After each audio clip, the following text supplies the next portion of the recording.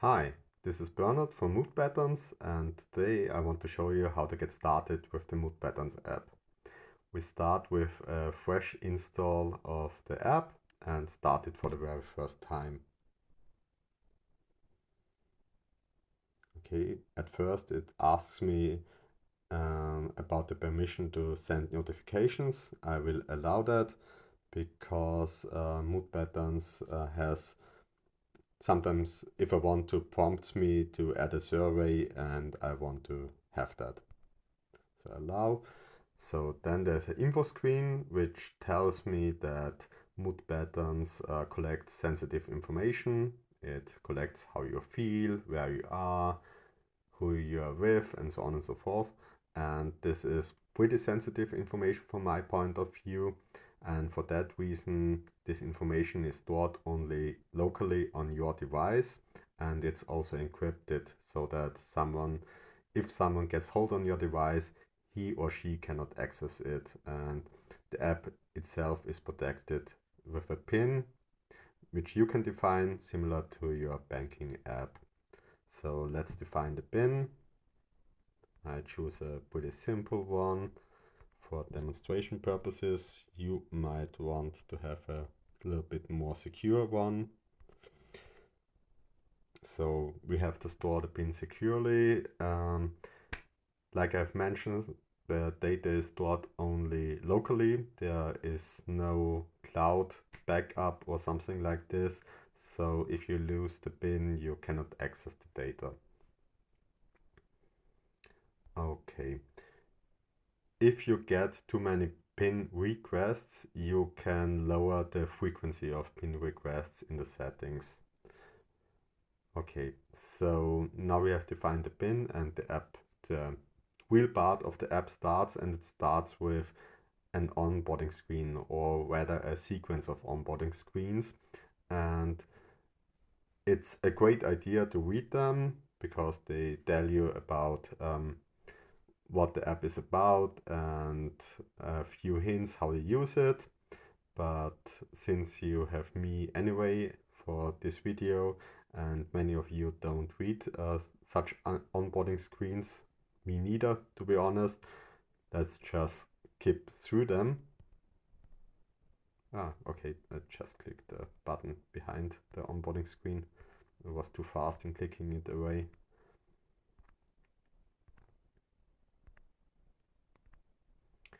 Okay, this was the onboarding sequence.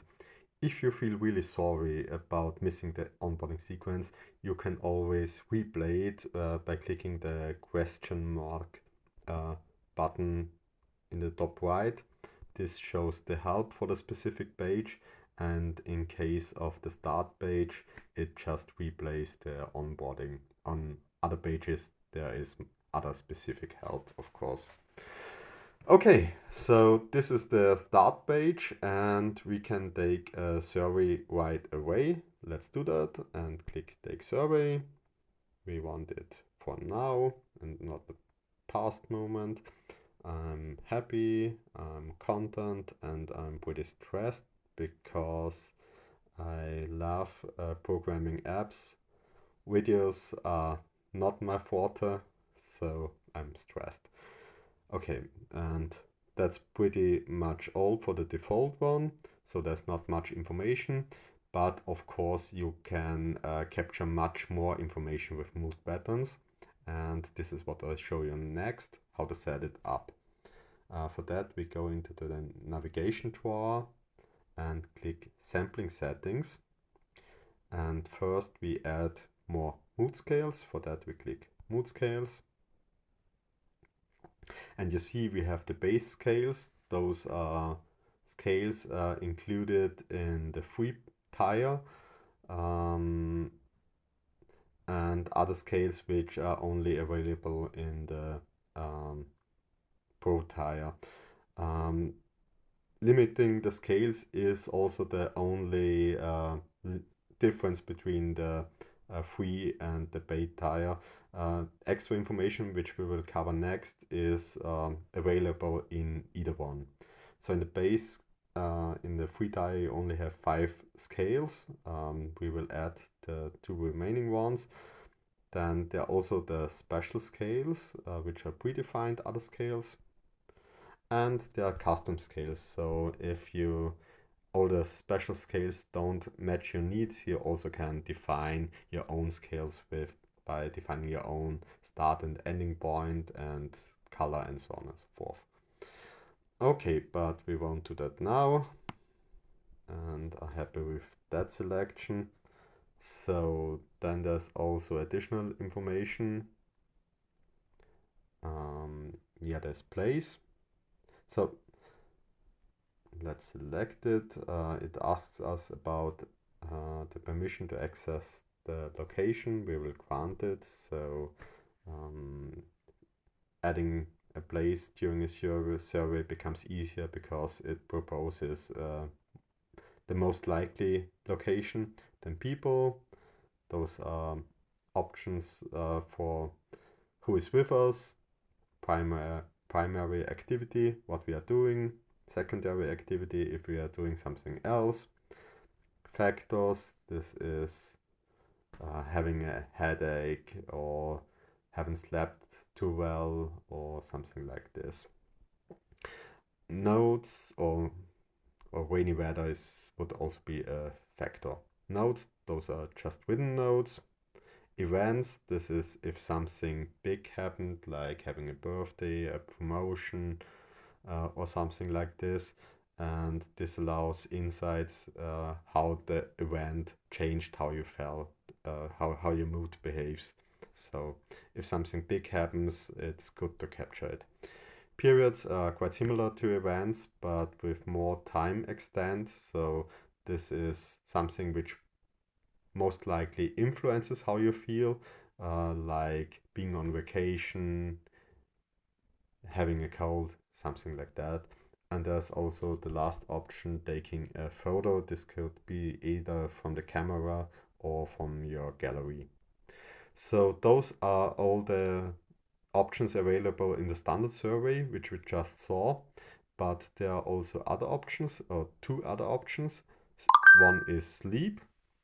When we activate that, we can get an additional survey at a specified time about how we slept and when we slept. And then there's also phone usage, which will not prompt the survey, but which will done automatically. But for that, we need to grant permission so that the app can get information about which apps are used and how long and so forth. So grant the permission. And with that, we save it. Okay, let's see how the survey looks now. Okay, we see there are more scales now.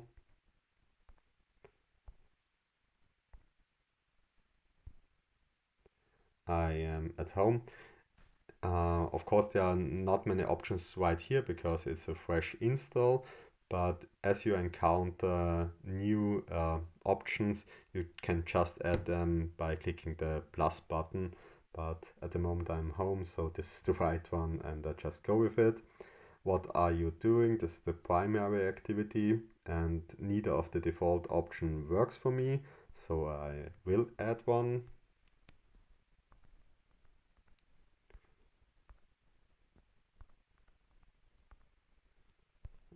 Okay, I can select an icon and a color. I can also select the type. This is in the insights for filtering purposes, but let's go with it and just select other. What else are you doing? This is the secondary activity. Here I just select nothing. Who is with me? Nobody, so I select nobody. Any current factors? Yeah, it's raining outside, so this works. Any current events? No. Ongoing episodes? No. If I would have got a cold from the rainy weather, I could activate cold, and once I'm healthy again, could deactivate it. Yeah, but for now it's good that way. So those are written information, and it's not just text, it's markup. So you have some options to format your text. Here is in the help you find a quick introduction to markup, but there are much more extensive help in the online. Just Google markup and there's pretty good information out there. So just an example. So this is a header, then maybe a list item.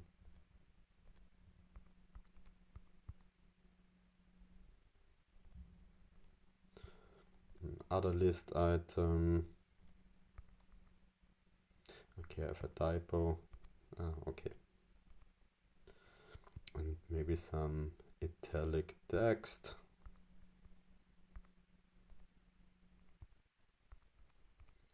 So if I want to get a preview on how it will look, I can click preview and it will look like that. That's good for me. So, and I finish by taking a photo. So this is me. Okay, yeah, I cannot say that I look better in real life, so I just accept it, and it pretty much covers how I feel right at the moment. So let's finish with that. Okay, so now we have taken a longer survey, and if we want to see what we have entered, we can go to logs. And since we have taken a photo with this survey, there's also this mini photo. We can click on it and see the entry, so when it was taken, how we felt, and all the additional information like the notes and the photo and place, activity, and so on. We could also edit it by clicking the pen icon or share it as a PDF or delete it. But for now, we close it. Okay. So you have seen how to adjust the surveys and how to look at them, but what we have not seen is how to activate that we get prompted to take a survey automatically, and for that we need to click the start sampling button right here and grant permission to schedule alarms.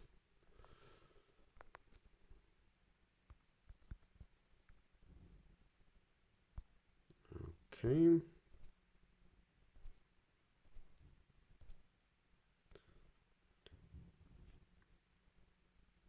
Okay. We also choose to not optimize the battery for mood patterns so that our system does not kill mood patterns when it's in the background. So let's set that to don't optimize or not optimize.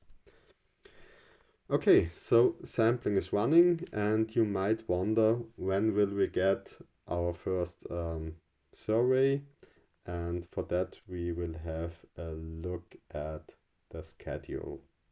You find the sampling schedule in the sampling settings here at schedule. Okay, yes, again some information because the scheduling is a little bit complex or elaborate to frame it nicely in mood patterns, because there are two schedules. On one side there's the fixed schedule, which you know from other apps, where you just enter a day and a time, and you will get a prompt as exactly this time. But there's also the random schedule, and this is the default one for mood patterns. And this is a concept from the social science called ecological momentary assessment. And this means that you don't collect data at a specific time and have to aggregate mentally what you have felt over a given period of time, but just take random time points and just answer how you felt right at that moment. And I pretty much love this concept, so this is the default one. And so at the moment, the default is set up to have a period in the morning where there might happen survey prompts and a longer period in the afternoon and early evening for surveys, but we want to change that. We don't need to have a lunch break, so we click on one and edit it. So we don't want to end at 11, but at 11 in the evening, and we also want to increase the sampling frequency to 1 in 2 hours. This does not mean that we will get one prompt every 2 hours, but that on average there will be one survey prompt in 2 hours. This means that there will be 2 hours or maybe 4 hours without any prompts, and then there will be single hours with multiple prompts, but on average there will be 1 in 2 hours. And we not just want it for Monday, but for the other days as well. So we select multiple days and yeah, select pretty much all of them and click save. So now it looks a little bit different. Okay, I've clicked save, but I've forgotten to show you the other schedule. By clicking save, it also closes it. So this is the random schedule, but there's also the fixed schedule, which you know from other apps. And to change to that one, we can click the clock symbol in the top right corner. So now the random schedule becomes somewhat invisible or opaque, and we can add fixed schedule points. And I want to have a schedule every day at 6 in the evening. So let's just click on an empty space, or so let's select 6 in the evening. So there's also a random period duration. If you want it exactly at 6, then just select none. If the survey should be between 18 and 18:15, you can select 15 minutes. If it should be between 18 and 19, just select 1 hour. I will go with that, so it's a little bit random. So I know there will be a survey, but I don't know exactly when it will be. And I want it for all of the days. Click save, and you see now there is the other schedule. And if I want to go back to the random schedule, I can click again on the icon up here. Okay, this works for me. I click save, and now I know when I will get my schedules, and I have already set up what the prompts will include or the service will include. And when I have collected quite a lot of them, then I have not only the option of logs, which you have already seen, but all the insights down here. And from my point of view, they are pretty interesting, but I will cover them in another video. So I hope you enjoyed this video, and if you have questions, just leave a note or send me an email. I'm always happy to help, and please enjoy the app. Have a good day. Bye.